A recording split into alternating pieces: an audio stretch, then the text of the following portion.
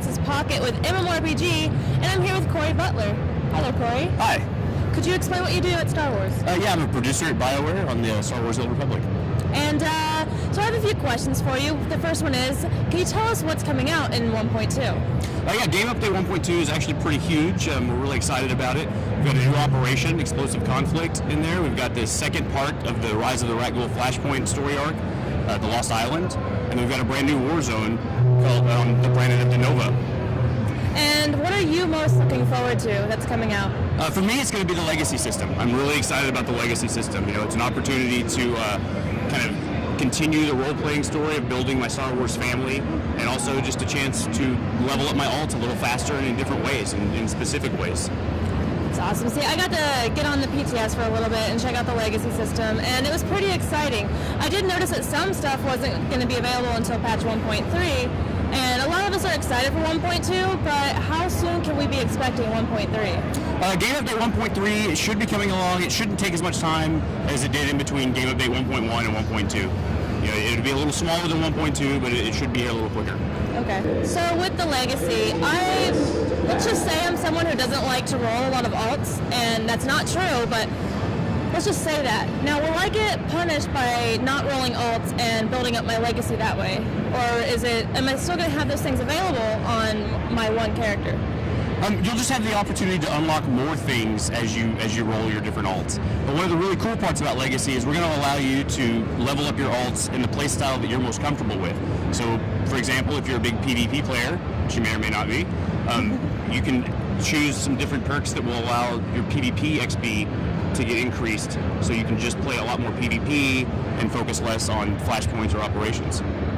So I do have a question about PvP. What are your plans for the future of PvP? Like, you have ranked coming out, and you do have the normal stuff, instance PvP, and you also have a little bit of open world PvP. Do you have anything specific in mind for any of those areas? Sure. With Game Update 1.2, we actually do have our ranked war zones coming out in preseason, so you'll be able to start getting a feel for how that system's going to work.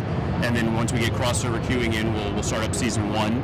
And with Open World, you know, we discovered that Outlaws Den on Tatooine was pretty popular with players. So we're going to start, giving more opportunities to, allow players to get there a little more quickly, just easier to find it, and just kind of let guilds get in and create their own PvP scenarios. That sounds good. And backtracking a little bit, this has to do with Legacy and PvP.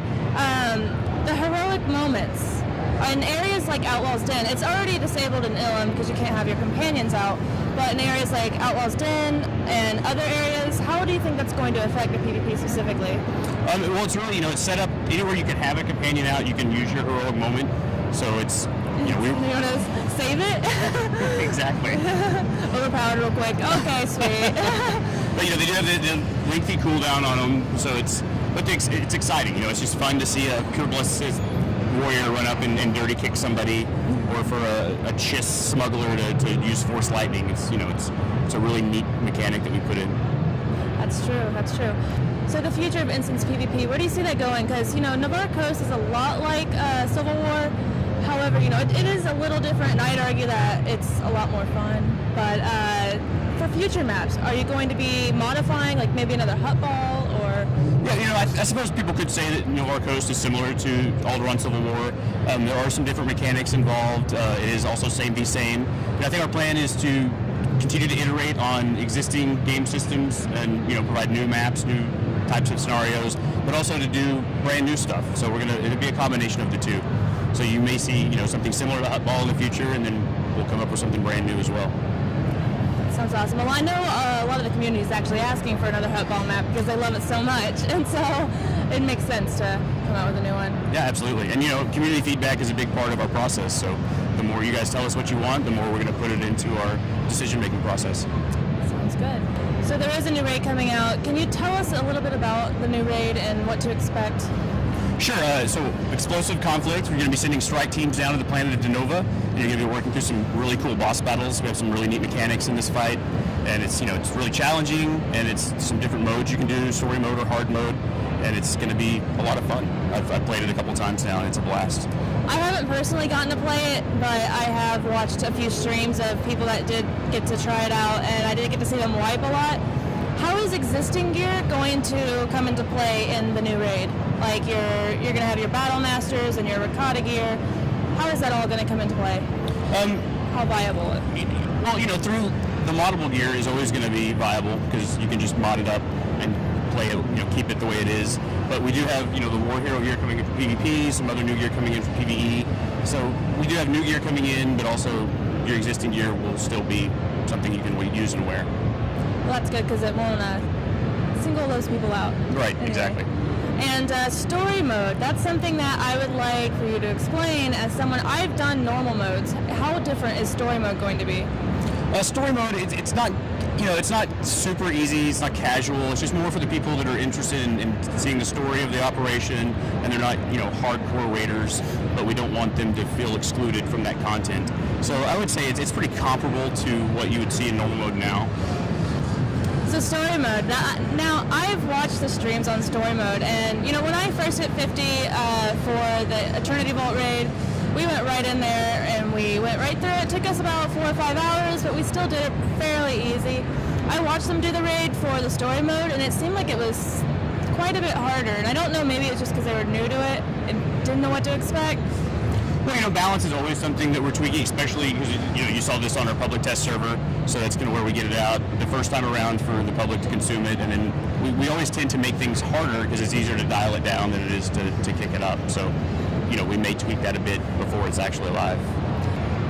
So let's switch gears a little bit. I know you're excited for these questions. I am going to ask the customizable UI. I got to try that out. I'm really excited. In fact, I didn't even want to play the actual live servers anymore afterwards. Anyway, now, as a player and knowing other players always want more. Sure. They're like, I can customize this, but I want more.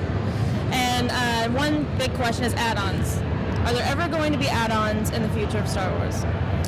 That's a great question. It's of course I'm not, I'm never going to say never, but it's nothing we have planned for the immediate future. And even GUI customization initially was planned to be a little less than it is now. We were going to do it in phases, and the team that was working on it was so amped to get it into the game and use it themselves that they just really put in a lot of extra hours and weekends and got in phase 1 and phase 2 that we were looking at. So I'm excited about that, and just to give players the opportunity to set up their UI the way they want to. I assure you that players are excited about that too. I know. And also, I want to ask about guilds real quick. And you have things coming out for the guilds. Can you explain what's going on in regards to that? So we have guild banks in game update 1.2. It's going to be a great way for players to respect their characters out of their guild bank, to just going to get more community around the guilds. In the future, we've talked about other things, specific timing we probably won't get into today, but guild capital ships, just other convenience features for the guilds. They're a big part of our game, and we're wanting to support them now and in the future.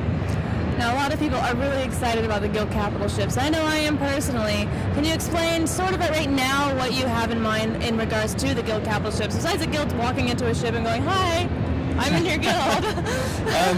Unfortunately, not really. We're kind of keeping all that in our back pocket right now. We've just talked about the idea that we are going to do it, we want to do it, but we haven't talked about any of the specifics yet. Okay.